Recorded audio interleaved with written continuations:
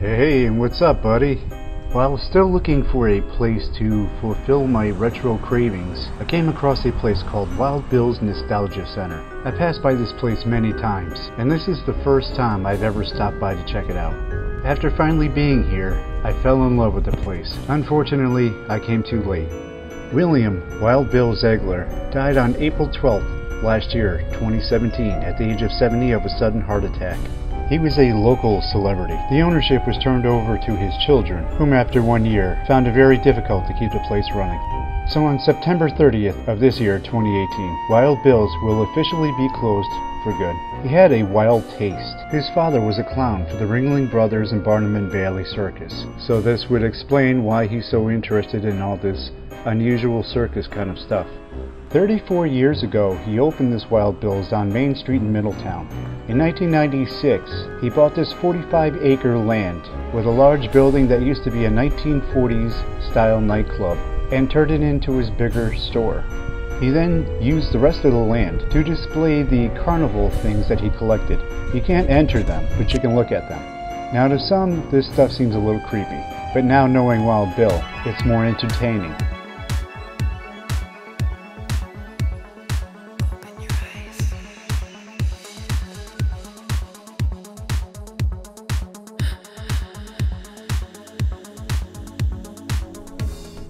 But because the store will be closing in a month, I suggest all to get down there and buy as much as you can, because everything in the store is 50% off, excluding some of the little bobblehead dolls. It will remain open on Fridays, Saturdays, and Sundays from 10 a.m. till 5 p.m.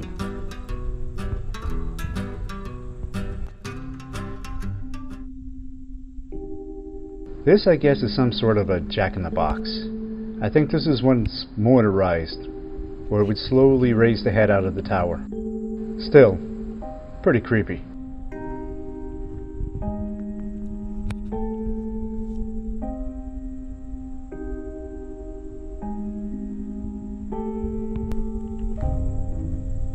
Wild Bill must have been the Tim Burton of Connecticut.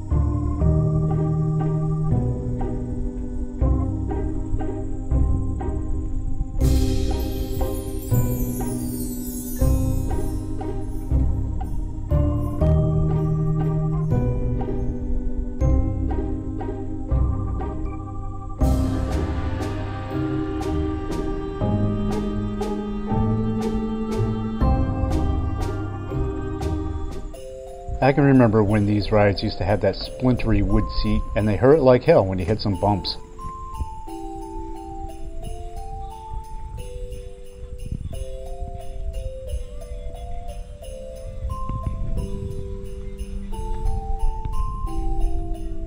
Little did I know then that I was being towed by a lawnmower.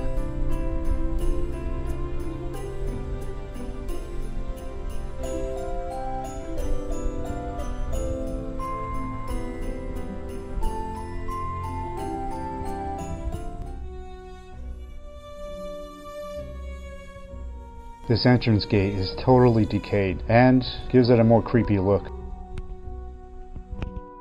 Man, Bill collected everything.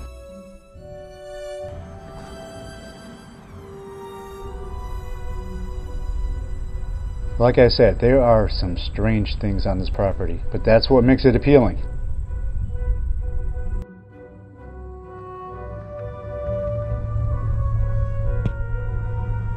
I can only imagine how hot it must be inside these things.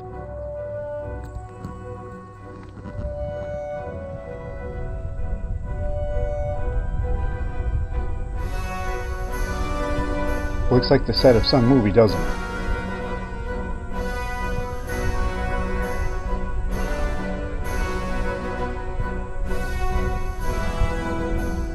I'd like to see what that castle is.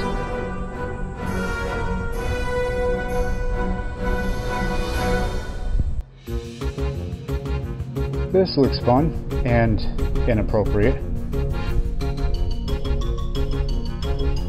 The whole building is covered in art.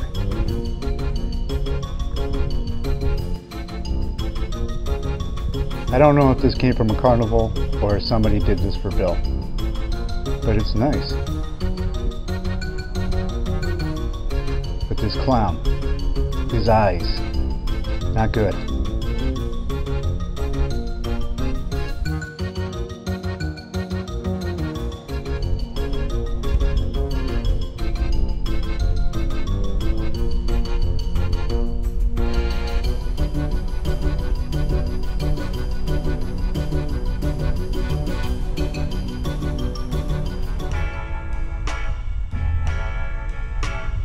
Here's the front of the building pointing toward the street.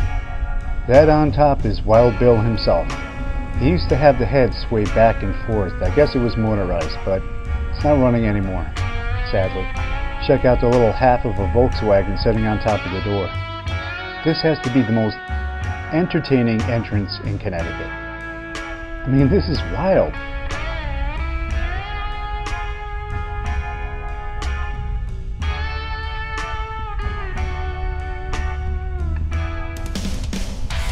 And he has these really artistic and sort of creepy pieces of art way in the back.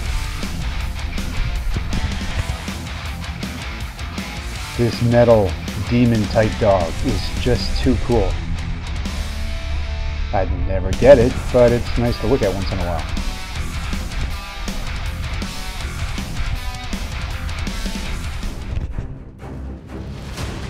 Doesn't look anything like Arnold, but still pretty cool.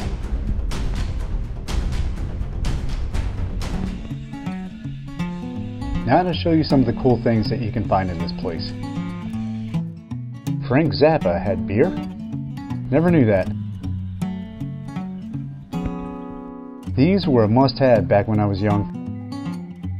God, I sound so old already.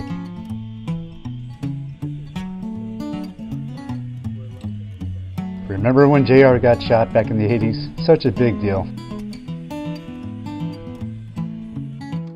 Gotta have my Atari 2600 cart sound effect. Love this sound. I actually came back later and got some of these carts. I don't have an Atari 2600. They bring back too many memories for me. Look at this down here. A Pro Stick 2 for the Atari 2600 still in the box. And look how old it looks.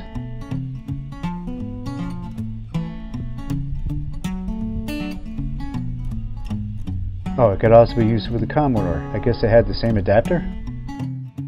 I used to love collecting baseball cards in my teens.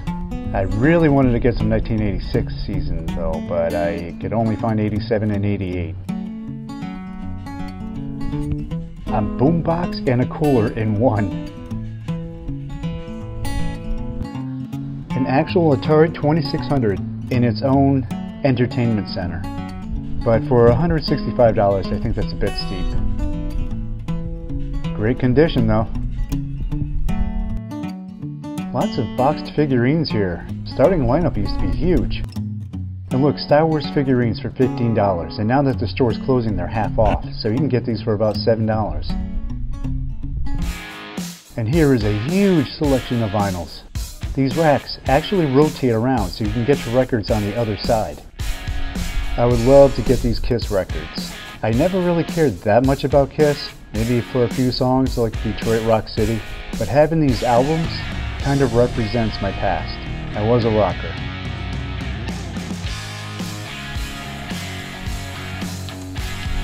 I wonder if Wild Bill actually had a package store.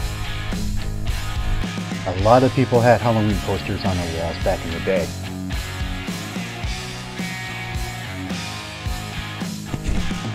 There are some people that are really into making model cars, and I wonder if they know that this is here. Cabbage Patch dolls. I hated these things when I was a kid. However, sadly, they do bring back memories. I used to want this so bad when I was a kid. It's so cool. It's got all these little parts. You open the back trailer, you have the soda machine, not much to it, and these little bottles and cases. The bottles don't come out, but you know, it still looks cool, looks real. I think these Spawn figurines are made by McFarlane. I'm not sure, but they are cool looking.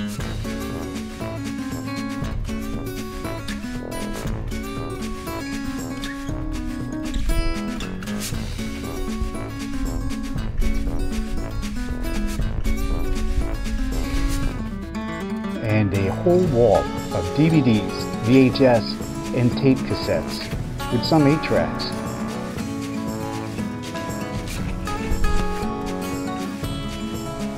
Again, I love the sounds of these two when you shake them.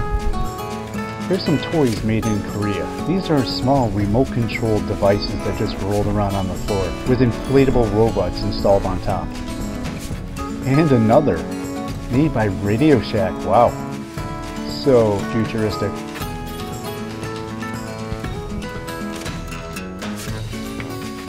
I hated these dolls even when I was a kid.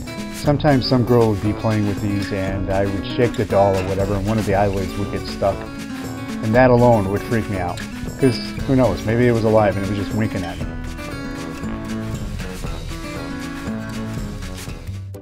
These G.I. Joes are remakes of originals. Not this one though.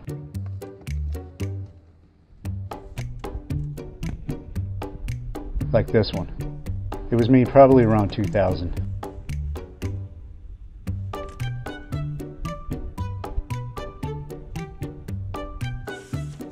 I've seen these on one of the retro shows that I watch on YouTube. It's a simple handheld device where you could just install a cartridge and you answer trivia. And it's done in a pretty unique way.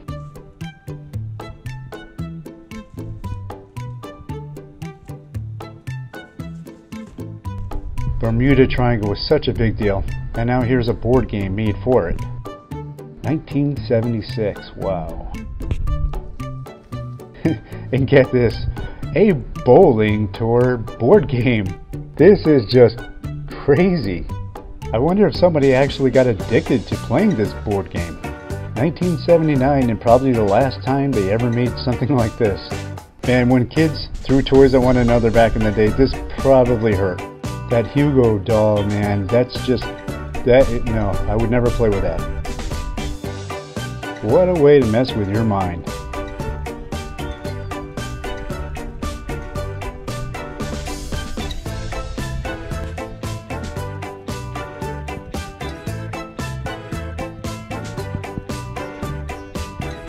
I think these actually belong to a car wash that was not too far from where this was. And look at this, an actual very early Space Invaders cabinet. I would love this. Voltron was my absolute must toy, but I never got one sadly when I was a kid. Someday I hope to get them. More McFarlane. Now He-Man is something that I remember quite well. Lots of my friends had these. Now I wasn't big on Smurfs, but I did like these little rubbery kind of keychain Smurf things. However, these were priced at $5 a piece and they were a little dirty, so I skipped it.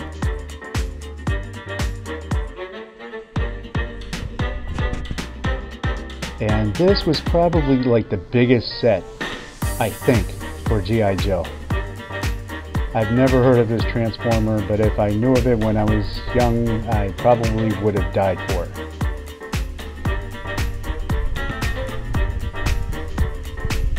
Well, you can tell, well, Bill was into some Rob Zombie movies. And what did I get? Some old issues of Baseball Digest.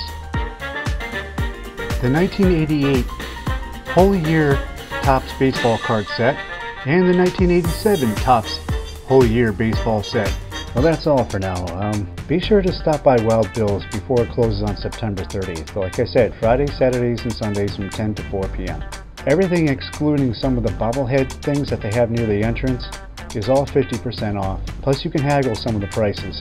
Wild Bill's kids are fantastic and they'll be more than happy to help you. And make sure you stop by quite often because Wild Bill had a lot of trailers filled with things that he bought, and they have to get rid of all of that by September 30th. So if you stop by every few days, you're going to find lots of new things. Help his family out. Go there and find some things that you would love to collect, because I'm sure it's there. Rest in peace, Wild Bill. I wish we could have met. Thank you for watching, and thank you for subscribing. I'll see you in the next video. Later.